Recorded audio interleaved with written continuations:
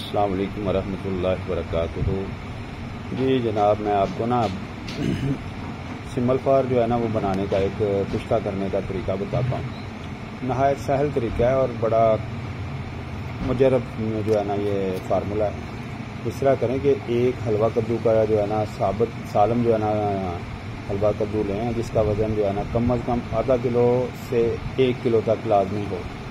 अगर आधा किलो हो तो उसमें 15 ग्राम सिमल फार की डली डालनी है बलौरी, और अगर किलो का हो तो फिर उसमें 30 ग्राम तक आप जो है ना डली उसमें सिमल फार सफ़ेद बलौरी की डाल सकते हैं। अब इसको टक्की लगानी है। टक्की लगा के जिस तरह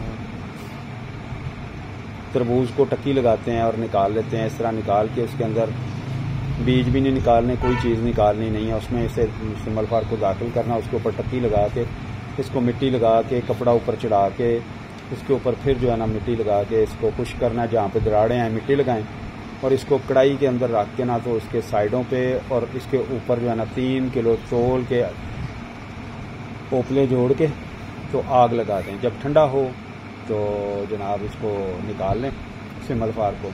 इसी तरह दूसरे में हलवा कद्दू में रख के इसी तरह 3 किलो की आग दें और फिर निकाल के फिर तीसरा अमल करें, और इससे जनाब आप बड़े आराम से खरल करेंगे तो ये मिसले गुबार हो जाएगा। आधे चावल से 1 चावल इसकी मिकदार खुराक है।